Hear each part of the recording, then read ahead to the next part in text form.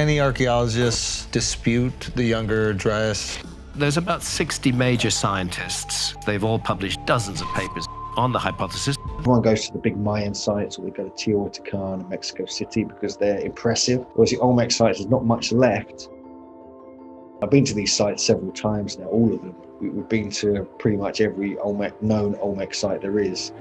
To me, the obvious answer is we are dealing with the fingerprints of a lost civilization that mapped the world and that left evidence of that mapping. But there isn't a single Rosetta Stone that enables us to translate that script into any more recent language. Homo sapiens line descends from a line that goes back about 6 million years, not much further than that. The Indus. It existed from around 3300 BCE to 1300 BCE in what is now Pakistan and northwest India. It's often called one of the world's oldest civilizations, but they were pretty advanced. They had sanitation systems that wouldn't be matched until the Roman times, which is pretty crazy. They had busy cities with well-planned streets, houses, and even indoor bathrooms, apparently. Two major cities, Harappa and Mohenjo-daro, are probably the most well-known. These cities had intricate brickwork, drainage systems, and there's evidence of a written script that we haven't even been able to fully decipher to this day. These folks were not just good at city building, they were also savvy traders. The Indus people traded with Mesopotamia, using boats to transport goods. Agriculture was a big deal too, with well-irrigated fields for growing crops.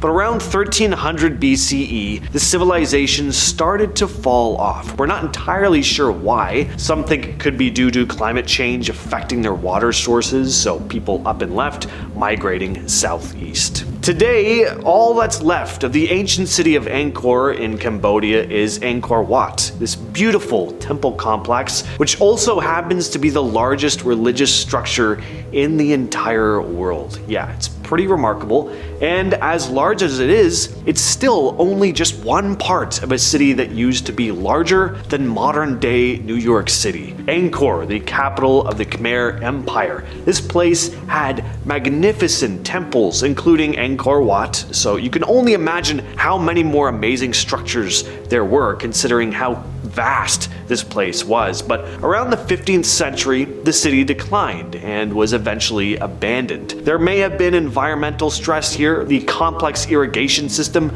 may have strained resources, causing soil depletion and impacting food production. There could have also been prolonged droughts that affected their ability to support a large population. Researchers aren't exactly sure how many people lived there, of course, but considering the size, there were probably a lot. And there were also power struggles and invasions, which weakened the Khmer Empire, eventually leading to the decline of their largest city, followed by the empire itself about 300 years later. This next civilization was also pretty incredible, but things didn't end quite as smoothly for them as the first point on this list. Rather than people just moving and settling somewhere else because of issues with agriculture, it looks like things ended pretty violently for the Anasazi. The Anasazi were an ancient Native American people who lived in the Four Corners region of the United States, where Colorado, Utah, Arizona, and New Mexico meet. They were skilled builders, creating these impressive homes that were carved into the sides of cliffs. These dwellings were kind of like the skyscrapers of their time. They towered over everything else in the region until the 1880s, when actual skyscrapers came into play. But for as advanced as they were, things did not end well. The theory is that they were dealing with a long-term drought, and deforestation was happening too. They were using up a lot of wood, probably for building and cooking.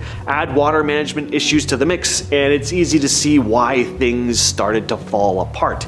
Tensions rose due to desperation, and that's what likely led to violent conflicts. And by around 1300 AD, the Anasazi had mostly dispersed. Next on the list, we have the Rapanui civilization on Easter Island. This is the island with all those amazing stone statues known as moai. The fact that they were able to carve these things out of volcanoes and then transport the 14-ton behemoths around the island is a pretty incredible feat. For a long time, it was a complete mystery as to how they actually did it, but it turns out they would have used a system of ropes with a team pulling the statues back and forth, making the moai kind of like walk. It's pretty cool. So what went wrong with the Rapanui? Well, scientists dug into the dirt, looking at ancient charcoal pieces and pollen in the soil, found that the Rapanui had chopped down almost every tree on the island.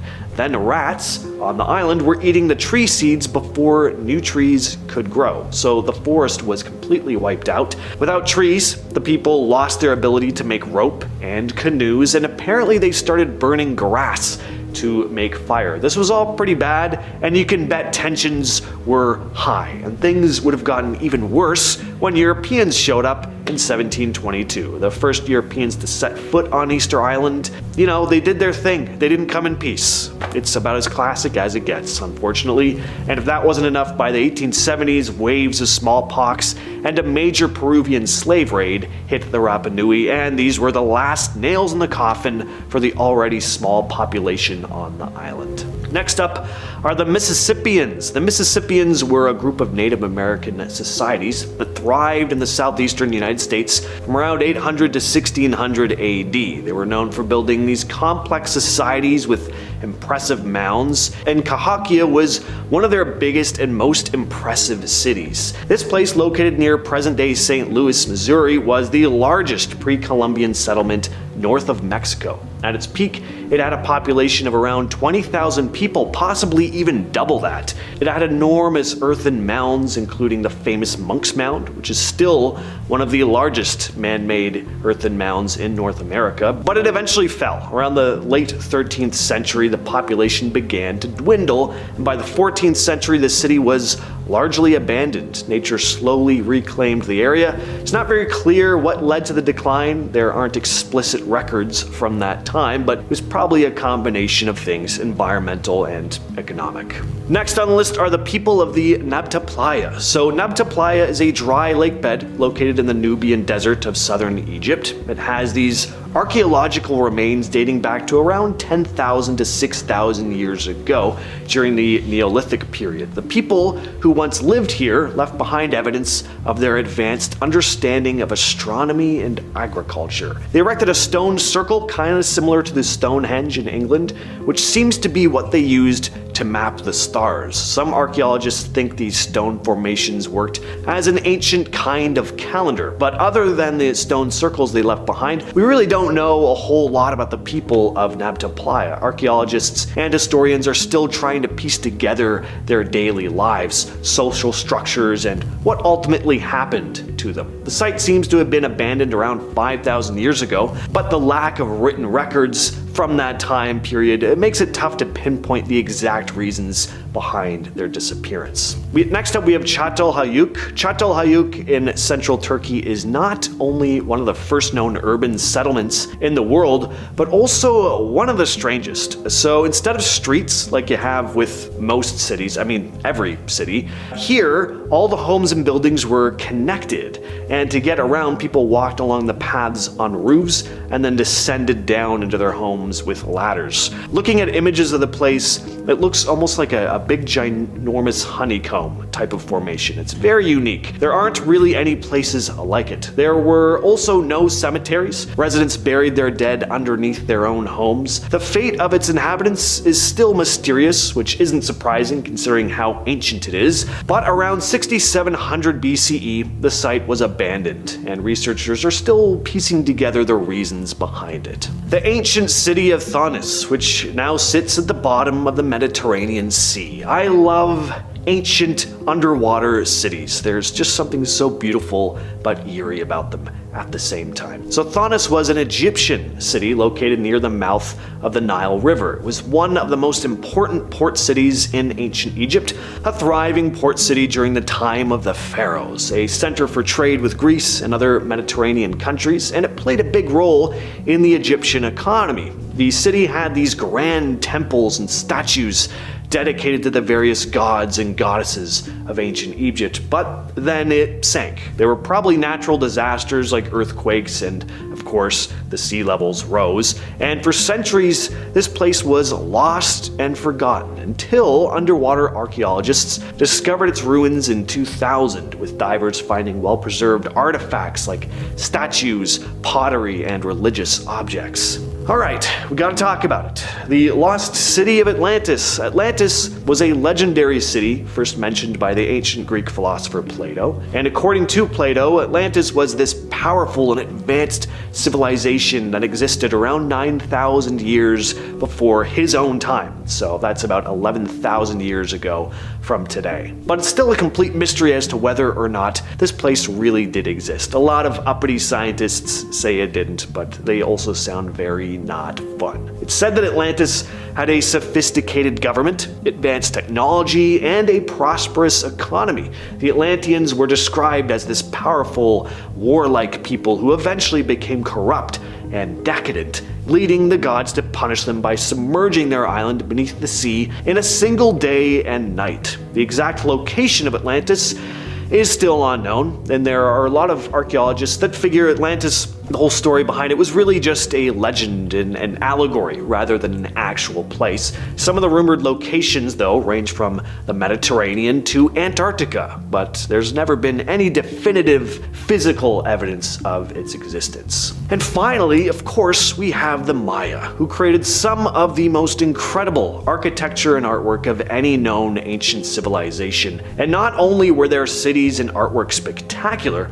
but their knowledge about astronomy was unparalleled for the time. But around the 9th and 10th centuries, their cities, which once bustled with life, started to empty out, and that's always been a mystery as to why. It's hard to pinpoint an exact cause because parts of the civilization fell at various times. It was a wide-stretching civilization with various languages and practices across the board, but there are some ideas as to what happened. Environmental stress is usually a big factor. Could have been droughts or crop failures. Another thing could be overpopulation. Resources could have started running thin, and when there's overpopulation, there's more violence. Not a great recipe for a peaceful society. There might have been some political problems as well, with rulers losing control, causing internal conflicts. At one time, the Vinka civilization was one of the largest prehistoric cultures in Europe. They were around for about 1,500 years. From about 5500 BCE to 4000 BC. They were in parts of what is now Serbia and Romania. The civilization is named after the village of Vinka and the Danube River, where some of the biggest archaeological discoveries were made in the 20th century. The Vinka people had advanced metalworking skills, especially when it came to copper. They excavated the earliest known mine in Europe, and they actually may have been the first civilization in the world to work with copper. These people didn't have a fully developed writing system, but archaeologists have found examples of proto-writing, symbols and marks that don't form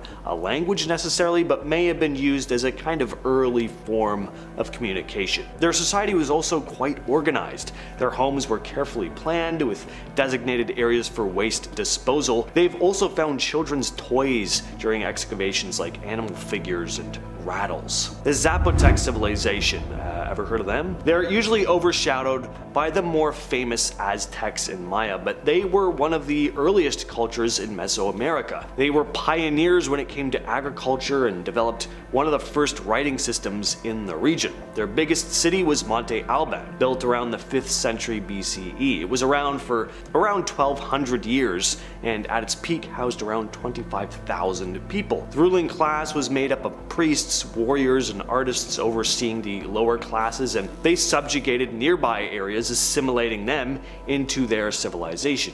What caused their decline? It's not entirely clear. Monte Alban was mostly left intact when the civilization began to fade, so it doesn't seem like there was a catastrophic event that caused the downfall. Could have been economic trouble, which caused people to up and look for work in other places. Eventually, the remaining groups split up into other city-states, which started to compete against each other, which led to the end of their culture altogether. The Hittites. These were an ancient Anatolian civilization that came about around the 2nd millennium BCE in what is now modern-day Turkey. They formed a powerful empire, reaching their peak in the mid-14th century BCE under a king named Suppiluliuma I. At the time, they controlled a large territory that included much of Anatolia and parts of northern Syria. For centuries, the Hittites were only known about through references in other cultures, mainly because their civilization had collapsed by the end of the 12th century BCE. The remnants of their empire was lost to time, and it wasn't until the 19th century that physical evidence of them was rediscovered. In 1834, a French scholar by the name of Charles Texier found what would later be known as the Hittite ruins. At the time, he didn't recognize how significant they were. In the late 1800s, though, archaeological findings at sites like Koltepe revealed trade records mentioning the land of Hatti. Then in 1906, archaeologist Hugo Winkler uncovered over 10,000 clay tablets inscribed in cuneiform, one of the oldest known forms of writing. And these tablets revealed tons of stuff about the Hittite Empire and how it was governed, their culture, and their language. The Nabateans were an Arab civilization that lived in northern Arabia and the southern Levant. Their most famous city, Petra, is in modern-day Jordan and was a major trading hub that connected a number of trade routes across the region. The Nabateans lived between the 4th and 2nd centuries BCE and built a kingdom centered around trade, becoming pretty wealthy and influential. They were very independent, able to fend off several attempts by empires, including the Romans, to control them, but in 106 CE, Emperor Trajan annexed their kingdom into the Roman Empire. The Nabateans still managed to preserve a large part of their culture though, which included finely crafted ceramics and very distinctive architecture, like the rock-cut buildings found in Petra. Their history dates back to at least 312 BCE, when they were first mentioned in battle reports. As they expanded, they gained control over key territories, including Damascus. Petra became quite the city, home to around 20,000 people at its height. Over time, the Nabateans adopted Greek as the dominant language, and by the 5th century, many of them had converted to Christianity. The civilization's decline began with the rise of new Arab groups, and eventually, the Nabatean culture dissipated. The Clovis people. These were an ancient group that lived in North America around 13,000 years ago. They are known for their stone tools, especially their fluted projectile points called Clovis points. The Clovis were some of the earliest known human inhabitants in North America.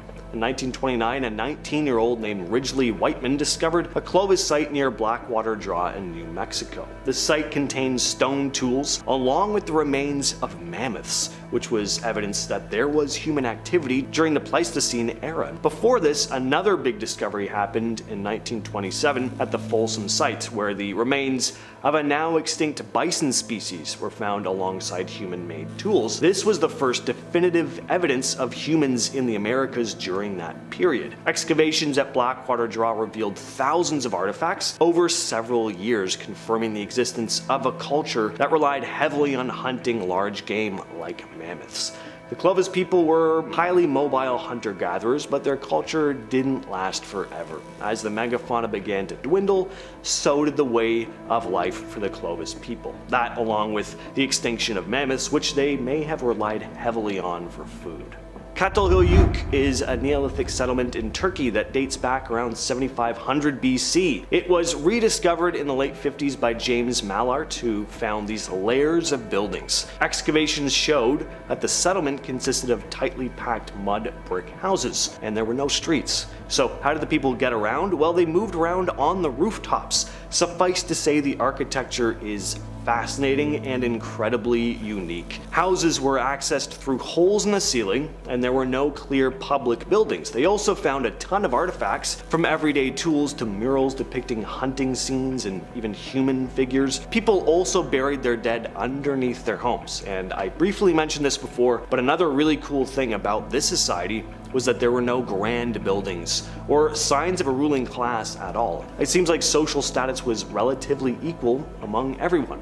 The people at Cattlehuk were also into agriculture, growing grains like wheat and barley, while also hunting and gathering. The Olmecs were one of the earliest and most influential civilizations in Mesoamerica. They started to form around 1400 to 1200 BCE, but more recent discoveries may push them back even further, to about 16 to 15 BCE, thanks to findings at a site called El Manati.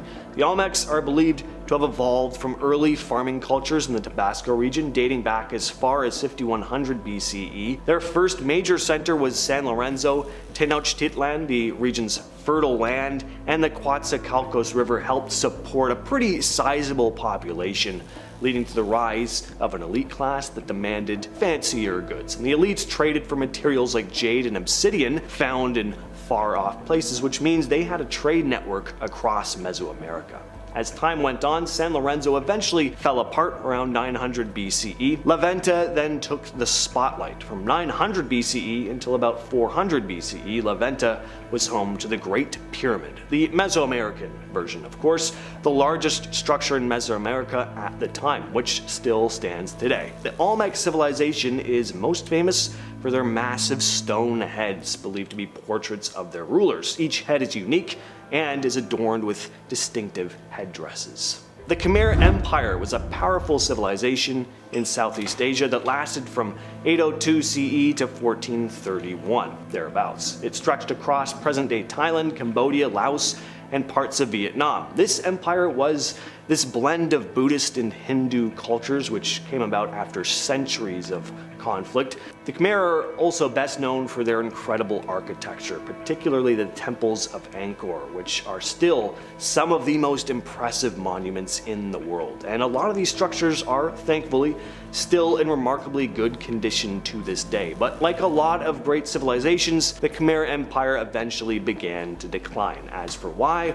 Well, one possibility is that the migration of Thai people slowly encroached on Khmer territory, similar to how Germanic tribes moved into the Roman Empire. This gradual takeover may have weakened the Khmer's political influence over time. Others think that constant warfare is what did them in. Another theory is that there could have been changes in the climate that messed with their agriculture. If rainfall patterns changed, the Khmer might have struggled to maintain their farms, and mass amounts of people would have had to leave. The Nabta Playa people lived in southern Egypt around 6,000 to 11,000 years ago. They were primarily nomadic, moving around in search of food and water. Eventually, some members began to settle in the area, forming a more permanent civilization. As the climate started drying out, the region transformed into a desert, which would have sucked for them, but it did help preserve a lot of the artifacts that they left behind. One of the most famous things they left behind is the stone circle of Nabta Playa, which is the oldest known astronomical site on Earth.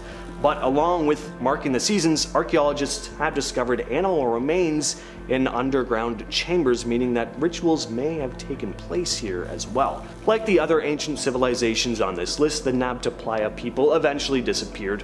Climate change played a major role in their decline, pushing them to migrate and adapt elsewhere. And finally, the Minoan civilization lived on the Greek island of Crete from around 3000 to 1000 BC. They were a distinct culture recognized as the early ancestors of later ancient Greek society. The Minoans had pretty interesting religious lives, which included animal sacrifices, big festivals, and a number of cults celebrating nature and fertility. Egyptian hieroglyphs reference the Minoans, and from this we can determine they were active traders. They were also skilled in arts, coming up with beautiful pottery and intricate frescoes, but their civilization fell away, and one theory is that it was thanks to a volcanic eruption in the nearby Santorini Islands, which could have unleashed all these devastating tsunamis and ash clouds. Another theory comes from the Greek historian Herodotus, who thought that plagues and diseases might have been the cause. But like most of the ancient civilizations on this list,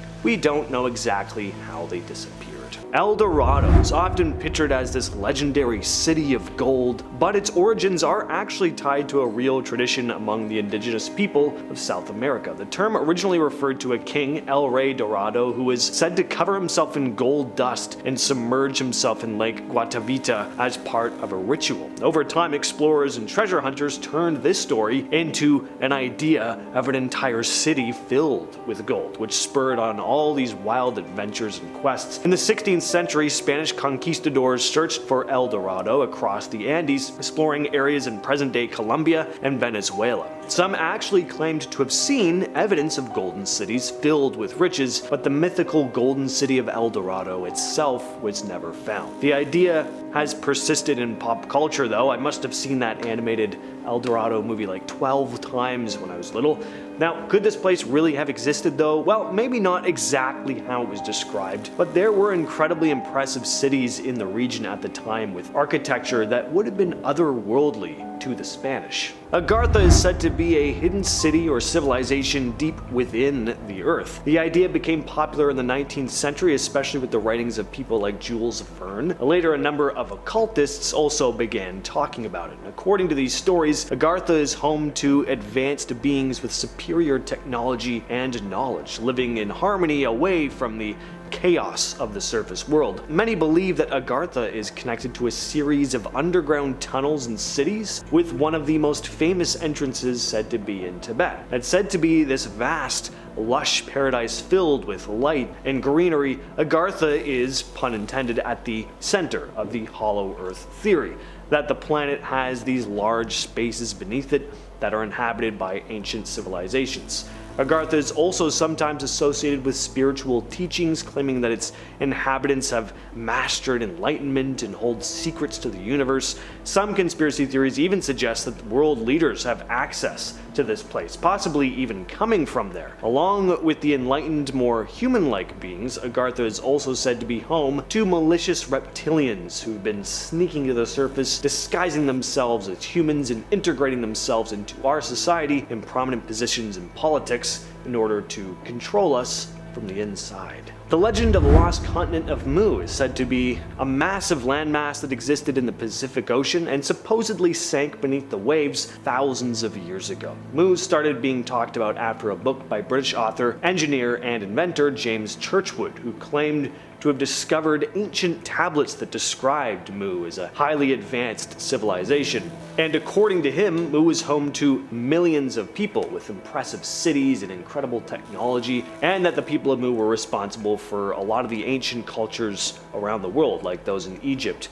and Mesopotamia. Basically, that they spread their knowledge before their continent was lost. Now, today, Churchward's theories are mostly considered pseudoscience, but there are some people who believe or are just fascinated by the idea that there might be remnants of Mu submerged underwater, and there have been expeditions to try and pinpoint where it could have been.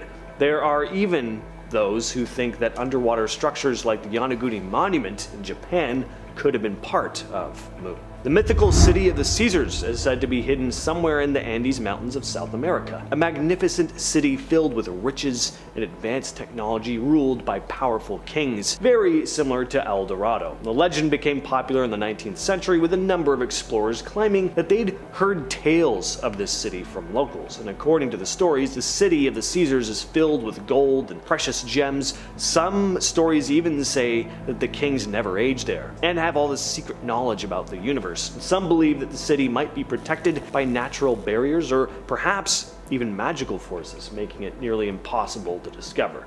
There are tales of expeditions that have gotten close but ultimately failed to find it. Thule. Now, this is a term that's appeared in ancient texts, often referring to a distant northern land. The Greek explorer Pytheas Massalia mentioned Thule in the 4th century BCE, describing it as a place of extreme cold, possibly located in the Arctic regions. Some scholars suggest it could refer to locations like Iceland, Greenland, or the Shetland Islands.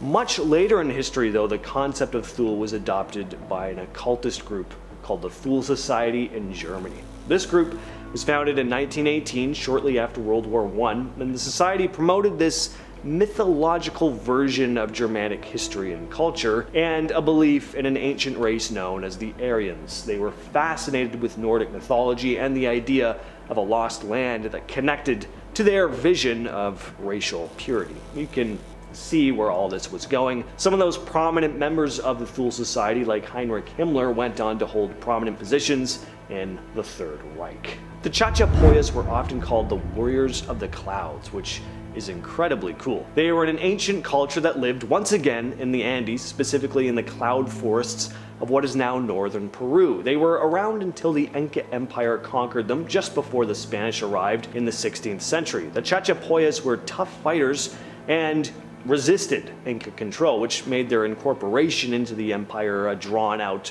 brutal process. Now, Most of what we know about these folks comes from the accounts of Inca chroniclers and Spanish conquistadors, so the info is pretty biased. Other than that though, we do have some archaeological evidence like ruins, pottery, burial sites, which tells us a fair amount about them. One of the most impressive sites is Quaylap, a fortress with these massive stone walls and buildings. Sadly, by the 18th century though, their population had been greatly reduced, mostly thanks to the impact of Spanish colonization. The Chachapoyas had a unique culture, and even though they were absorbed by the Incas, traces of their heritage can still be found in modern indigenous people in Peru. Some locals still hold on to traditions and customs that may have been passed down from the Chachapoyas. Hyperborea is a legendary place from ancient Greek mythology described as a paradise far to the north, somewhat similar to Thule. And according to the myths, the Hyperboreans were a race of giant, peaceful people who lived in this ideal land where the sun, surprisingly, even though it was so far north, shone 24/7. It's said to be a place free from war, sickness, and all the troubles that plagued the rest of humanity.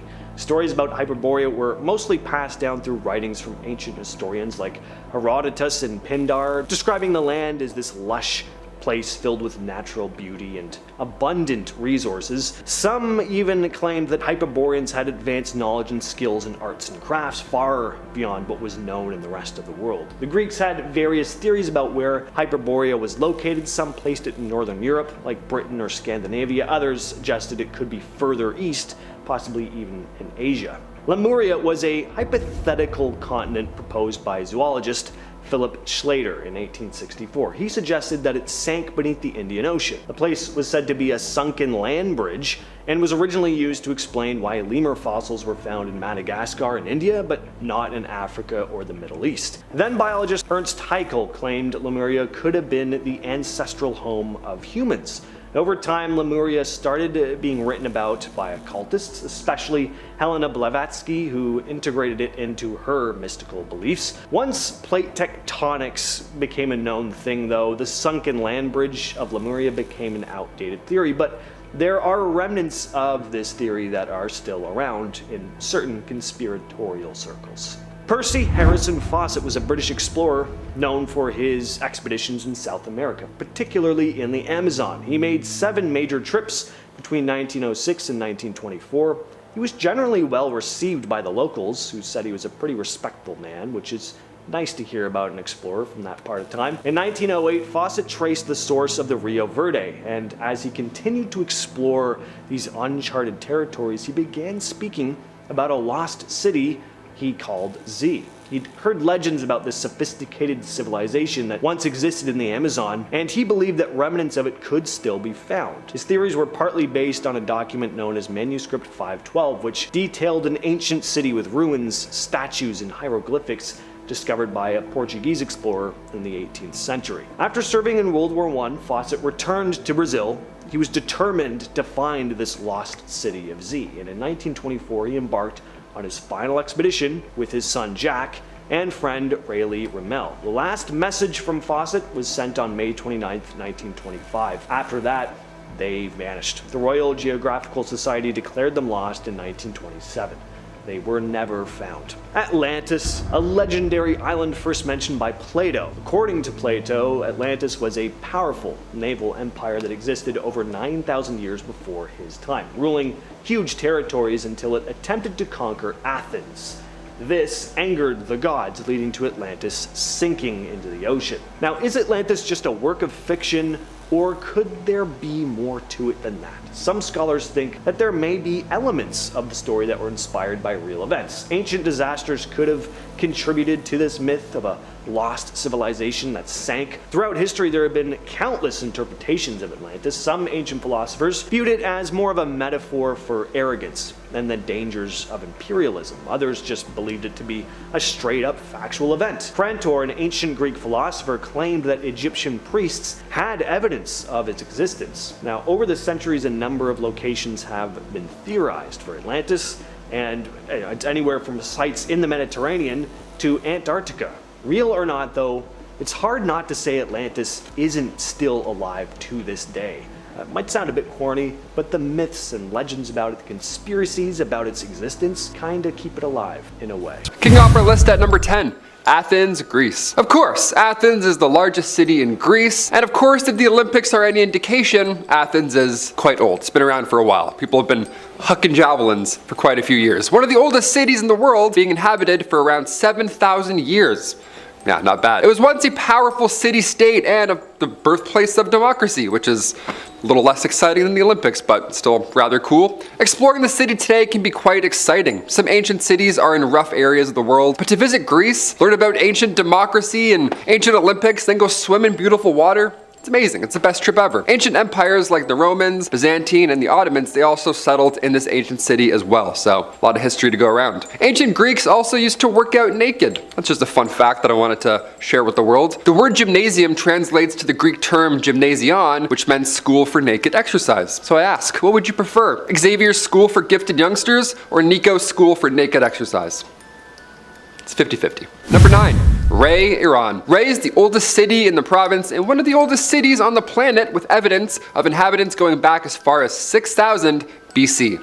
It's like 8,000 years ago. I can't even fathom that. The Avesta are these ancient scriptures of Zoroastrianism. Now, Arabs took control of the city in 641 AD, and it was almost destroyed by the Mongols later in 1220. Now, somehow, after all of that, there's still historical monuments that still stand to this day. And that includes the 12th century Tigral Tower and an excavation site where 7,000-year-old artifacts were initially discovered. That's so old. Number 8.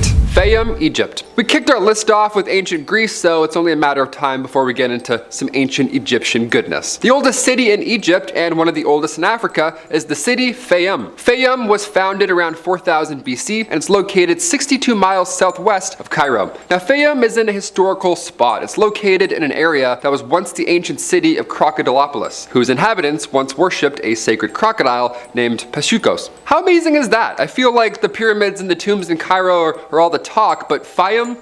It's an ancient relic. Go there instead. Today, the Fayum is home to markets, mosques, and baths. Worth a visit if you're doing a big trip. Don't forget about sacred crocodiles when planning your itinerary. Pyramids, then crocodiles. 1, 2, boom. Number 7. Helike, Turkey. According to Greek legend, Helike was a place that was destroyed by Poseidon himself, aka the god of the sea, storms, earthquakes, and horses. See, what happened was he was upset because those who resided in Helike were refusing to give their statue of Poseidon, or even a copy of it, to the Ionian colonists in Asia Minor, which is now modern-day Turkey. Our modern archaeology, along with ancient sources, have been able to deduce that an earthquake in 373 BC caused the ground beneath the entire city to completely liquefy, which is, well, that's horrifying. And then from here on, a tsunami then hit and totally engulfed the city, and it's said that this all happened in the span of 1 or 2 hours, which sadly left no survivors. In the 1980s and 1990s, under the direction of archaeologist Dora Katsonopoulou and physicist Stephen Suter, a more accurate location of where Helike may be came to light in 2001, and the ancient city was finally located. Number 6.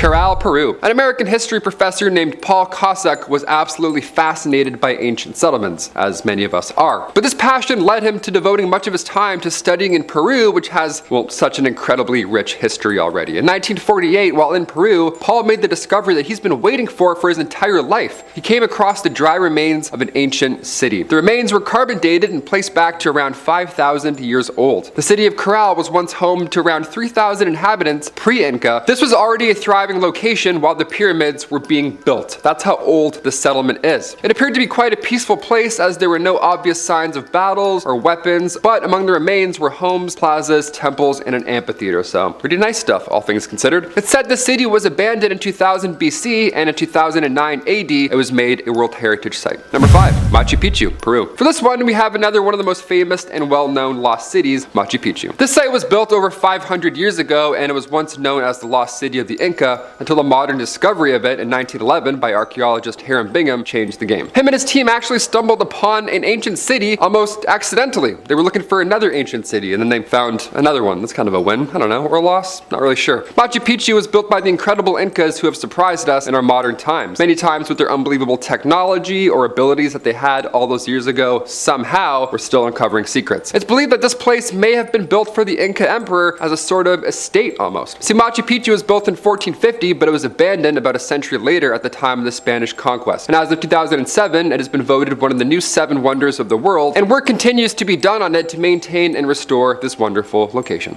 Number 4.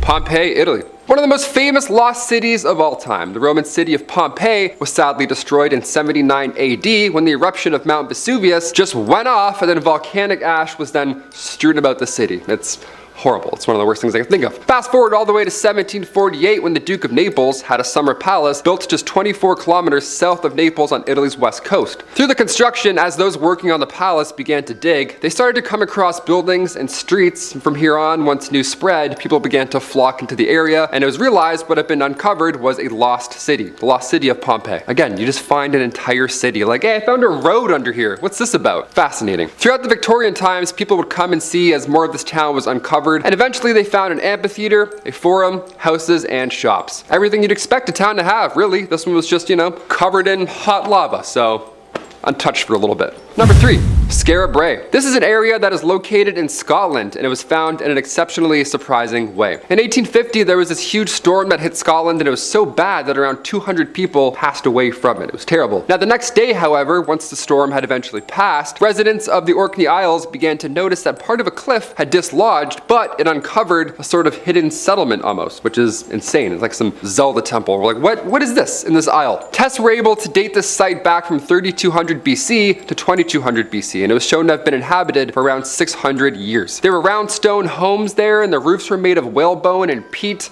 It was pretty creative. The design of this little city suggested that there wasn't a hierarchy, but rather a group of people living peacefully as farmers, or herdsmen, or traders, or anything not involving battle. You know what I mean? While the site is small, it's pretty mighty. The houses are in quite great shape for the amount of time that has passed. This little settlement in Europe is the most complete Neolithic village, and while it's older than Stonehenge and the Great Pyramids, it's been called the Scottish Pompeii because of how well preserved it is. Number 2. Sigiriya. In 1831, it is said that Major Jonathan Forbes of the 78th Highlanders of the British Army was on horseback, and on his way back from a journey, that's when he spotted the bush-covered summit of Sigiriya. In the 1890s, archaeological work slowly began on the site, but Harry Charles Purvis Bell, way too long of a name, was really the person who began to start large-scale work on this area. The Cultural Triangle Project, which was launched by the government of Sri Lanka, began to really focus their attention on Sigiriya in 1982, and for the first time, archaeological work began on the entire city. It took a little while, but we got there. Basically, the city consists of an ancient citadel that was built by King Kashyapa in the 5th century. There's an upper palace on the top of the rock and a mid-level terraces. There are moats and walls and gardens that extend out from the base of the rock as well. The location once served as a palace and fortress, but it was abandoned after the king's death. And finally, number 1, Mohenjo-Daro. This is a location whose name is said to roughly translate to a mound of the dead's men. This is one of the world's oldest urban settlements, as it was found and built somewhere around 2600 to 2500 BC.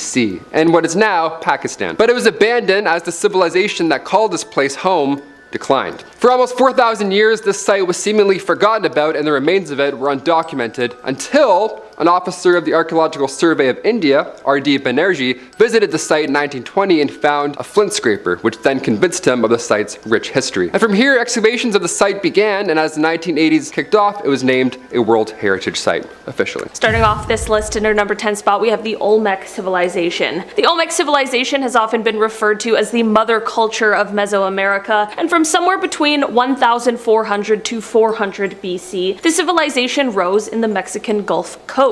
The name Olmec came because they lived in the Olmen, the land of rubber. The Olmec civilization was thriving and advanced, and they too had their own mysterious stone structures known as the Olmec colossal heads. They even were able to successfully build aqueducts, which is an amazing feat for the time period. The civilization, however, started to see its decline around 400 BC. During this time, 2 of their major cities were just abandoned, which is very mysterious and of course super strange. They left behind everything, their buildings and structures, artifacts and statues. They just seemingly picked up and left. There isn't much left to go on, to be totally honest, but experts believe that some sort of natural disaster might have been a cause for the disappearance. Something like a drought or an eruption could have wreaked havoc on their food supply. There is also the possibility of conflict between them and other civilizations in the area. At the end of the day, exactly what happened here remains quite a mystery, with only the remains of the civilization left to look at for clues. In our number 9 spot today, we have the ancestral Puebloans. This group, who were a culture of indigenous Americans, built their lives in what is now referred to as the Four Corners region of the United States. This area now consists of southeastern Utah, northeastern Arizona, northwestern New Mexico, and southwestern Colorado. This group was able to create beautiful stone homes into the side of cliffs during the 12th and 13th centuries. When I tell you that the level of skill and work this took was incredible, it really was. Some of these places would have hundreds of rooms, and they were the tallest buildings in the United States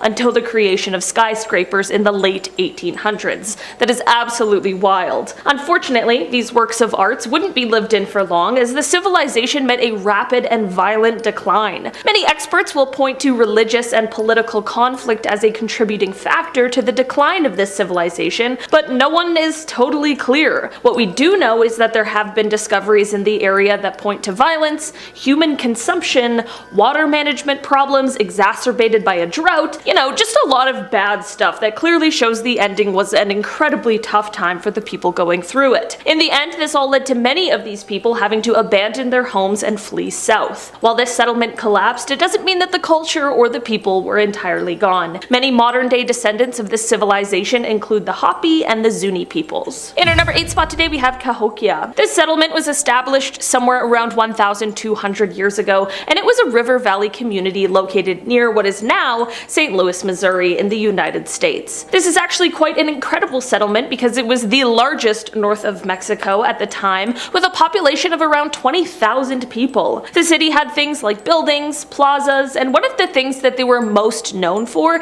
was these massive mounds. The largest was known as the Monk's Mound, and it was 100 feet tall. The location of this settlement proved to be amazing for a while. Its spot near several rivers made it the perfect trading location. This was all great and ideal until it really wasn't. Experts believe that somewhere around 1200 AD, the population was wiped out by a massive flood that hit the area. Some wondered if the flood only contributed to an already dwindling civilization because they believed that perhaps resources in the area were quickly disappearing, or maybe they had been hit by disease. Others believed that the flood was the first massive event, but that perhaps it was followed by a little ice age that only sealed the fate. In our number 4 spot today, we have Göbekli Tepe. This is a pre-pottery Neolithic archaeological site that is located in Turkey. This site has been dated all the way back to somewhere from 9,500 to 8,000 BC, making it the world's oldest known megaliths, which truly is just incredible. This site is comprised of a bunch of large circular structures that are being supported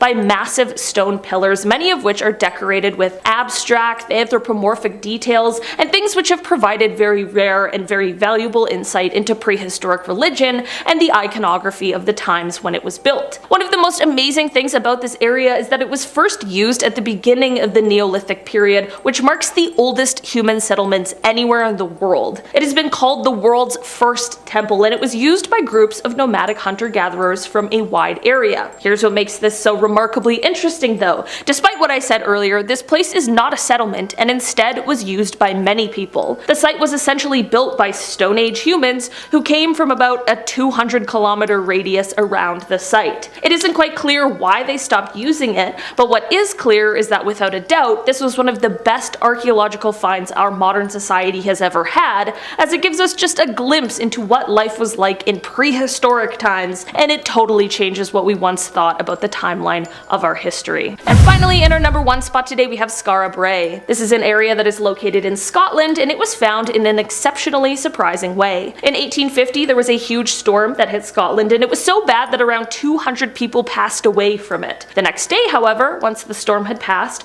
residents of the Orkney Isles began to notice that part of a cliff had dislodged, but it uncovered a sort of hidden settlement. Tests were able to date this site back from 3,200 BC to 2,200 BC, and it was shown to have been inhabited for about 600 years. There were round stone homes here, and the roofs were made constructed of whalebone and peat, and the design of this little city suggested that there wasn't a hierarchy, but rather a group of people living peacefully as farmers, herdsmen, and traders. While the site is small, the houses are in quite great shape for the amount of time it's been. This little settlement is Europe's most complete Neolithic village, and while it is older than Stonehenge and the Great Pyramids, it's been called the Scottish Pompeii because of how well preserved it is. No one is exactly sure why the residents of this village abandoned it, but it is likely that a change in climate is somewhat, if not fully, responsible, and a storm might have been the reason those living here had to leave in haste, which is deduced by how all of their belongings were left behind. And we're starting off the list with the Anjikuni village incident. This incident went down in November of 1930. Up in the northern wilds of Canada, a fur trapper was set to make a stop at the Anjikuni Inuit village to trade furs. But when he arrived, he couldn't believe what he was seeing. The whole place was deserted, not a soul around. The trapper claimed that the food supplies were still there, but the people were gone. He went to the Royal Canadian Mounted Police and they sent a detachment to check things out. Their report backed up the trapper's story. The village was empty, and it seemed that the 2,000 Inuit residents had vanished without a trace. The villagers had left behind some strange things too. Sled dogs had been left behind to starve to death, and even rifles had been left behind. Things you just wouldn't abandon. The official line from the Mounties was that the Inuit probably just up and left due to some kind of panic or mass migration, but the sheer abruptness of it all makes for a pretty eerie mystery. I mean, like, why leave your gear and your dogs behind? At our number 9 spot is the Yuba County 5. This all went down in February of 1978 in California, and it's a pretty baffling story. So 5 men, Jack Madruga, Bill Sterling, Jack Hewitt, Ted Wire, and Gary Matthias set out for a college basketball game in a 68 Mercury Montego. Each had varying degrees of intellectual disability or psychiatric conditions. Now, after the game, they went missing. The car was later found stuck in the snow in the Plumas National Forest, but the guys were nowhere to be seen, and then months later,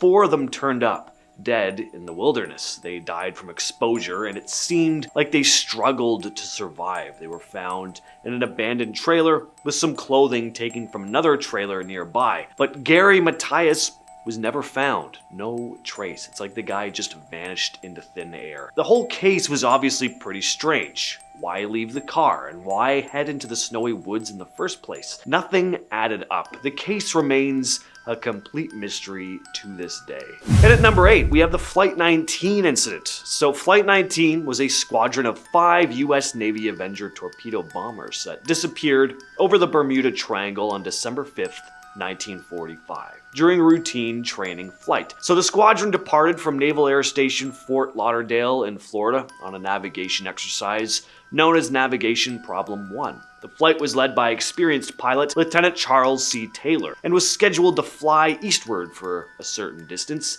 then turn north and finally west back to base. Shortly into the exercise, Taylor reported that his compass was malfunctioning, leading him to believe that the squadron had flown off course. Flight 19 continued to fly in various directions, and the situation became increasingly challenging for both the pilots and ground control. As fuel levels started to drop, Taylor eventually instructed the pilots to ditch their aircraft in the ocean once they realized they could not find land. The last radio transmission from Flight 19 occurred around 6:20 p.m., indicating that the pilots were preparing to abandon their planes. No distress signals or emergency calls were received after that point. An even stranger flying boat was sent out in search of the missing pilots, and that aircraft went missing as well as all 13 crew on board. No wreckage or traces of Flight 19 or the search and rescue crew were ever found. Number 7, Rono Colony. In 1587, a group of about 115 settlers established the Rono Colony, led by John White. Soon after, White left the island to return to England for supplies and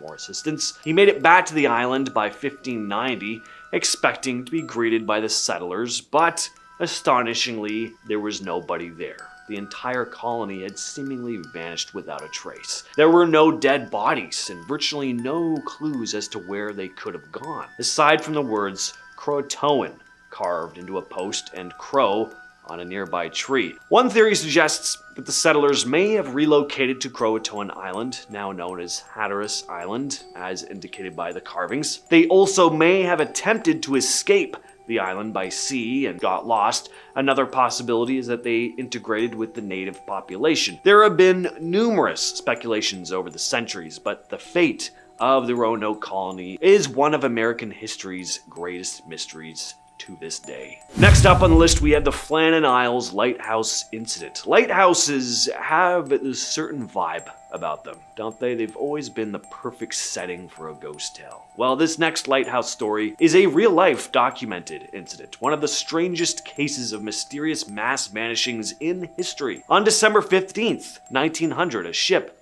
noticed that the Flannan Isles Lighthouse on the west coast of Scotland didn't seem to be operating. This information reached a relief vessel, which arrived on the 26th. James Ducat, Thomas Marshall, and Donald MacArthur, the keepers, were nowhere to be found. The beds were unmade, the clock had stopped, and a set of outdoor oilskins were missing. The island's log revealed some strange entries in the days leading to their disappearance. On December 12th, Thomas Marshall noted severe winds, but nothing too out of the ordinary. But he mentioned that James Ducat, the second keeper, had been quiet, and Donald MacArthur, the third keeper, was crying. The relief keeper reported that the lighthouse's equipment and lamps were in working order. It was as if the keepers had simply vanished into thin air. And at number 5, we have the case of the Sauter family. In the rugged hills of West Virginia, the Sauter family lived a simple life. George and Jenny Sauter, 2 Italian immigrants, were building a life with their 9 children. But fate had a cruel twist in store for them on Christmas Eve of 1945. Fire erupted in the home. George and Jenny, along with 4 of their children, managed to escape the inferno. But where were the other 5? Days turned into weeks, and the Sauters clung to hope. They believed that they were still alive because there were no bodies to be found. The authorities were quick to chalk the tragedy up to an electrical mishap, claiming the fire started inside the house, but George and Jenny just weren't buying it. They knew the house had been recently rewired and inspected. George had been unafraid to voice his disdain for the fascist government of Italy at the time, and believed the fire may have had ties to the Sicilian mafia. He thought his outspokenness had drawn their attention. The vanishing of the MV Joota crew. The MV Joota was a merchant vessel, and on October 3rd of 1955, it left Samoa for the Tuvalu Islands. But when it failed to reach its destination, folks got worried. The trek was only supposed to take 48 hours. On November 10th, the Joota was found adrift about 600 miles off course. The ship was in bad shape too, was partially submerged, and there was no sign of the 25 people who should have been on board. Lifeboats were missing, and there were indications of a struggle, with bloodstains in a doctor's bag that had been tossed around. The Joota was meant to stay afloat even if flooded, but it was almost underwater. But it didn't sink, and it was towed back to port. But nobody ever found the crew. No bodies, no survivors, no trace. The missing crew of the Mary Celeste. So it all started back in 1872 when the Mary Celeste set sail from New York, commanded by Captain Benjamin Briggs. On board were his wife, daughter, and 7 other crew members. Everything seemed normal as the ship sailed into the vast Atlantic Ocean. Fast forward to December 4th of that same year. A passing ship, the Dei Gratia, spotted the Mary Celeste, and something was off. The ship was just floating there, no crew in sight. They boarded the Celeste to take a look around, and not a soul on deck, not a person in the rigging. It was like they vanished into thin air. Complete silence on the open sea. The ship wasn't in shambles either. The cargo was intact, and there was no damage to the vessel. Almost everything was intact though. The only thing missing was a single lifeboat. But no signs of a struggle, no bloodstains, just an empty ship drifting in the vastness of the ocean. The ship's log offered no clues either. The last entry was like any other day at sea. No hints of trouble, no distress signals. It was as if the crew just decided to abandon the ship for no apparent reason. Number 2, Flight 370. On March 8th of 2014, a routine flight from Kuala Lumpur to Beijing. The night was dark, the skies clear, but little did anyone know this would be no normal flight. As the Boeing 777 soared over the South China Sea, communication suddenly went silent. the plane vanished from radar, leaving air traffic controllers in complete shock and confusion. The plane had seemingly gone off the grid without a trace. Search and rescue teams searched the vast expanse of the Indian Ocean, but the plane, along with 239 souls on board, seemed to have slipped into another dimension. The theory is that the incident was caused by mechanical failure, or, most likely, deliberate actions by the pilot. The aircraft had changed course and flew off the radar. No distress signal, no explanation. As months turned into years, there were only unanswered questions. Some said it was a hijacking, others claimed a government cover-up, but to this day, the mystery has never been solved. And finally, we have Burmeja. So we've talked about groups of people who have gone missing, flights that have gone missing, entire crews of ships, but how about an entire island just off the map? Burmeja was marked on maps, including those by the Mexican government, as a small island in the Gulf of Mexico. But when authorities tried to locate it in the 20th century, it seemed to have disappeared. In the 1920s and 30s, the Mexican government conducted maritime surveys, and Burmeja was part of the maps. Yet, when the government needed to confirm its coordinates for a maritime boundary agreement with the United States in the 70s, several expeditions were sent out to locate the island, but it was nowhere to be found. There are some interesting theories for this one, ranging from geological changes to cartographic errors. There's also a theory that it was intentionally removed or altered on maps for political reasons. But regardless, the fact remains that Burmeja, which had been marked on maps for centuries, seemingly vanished without any clear explanation.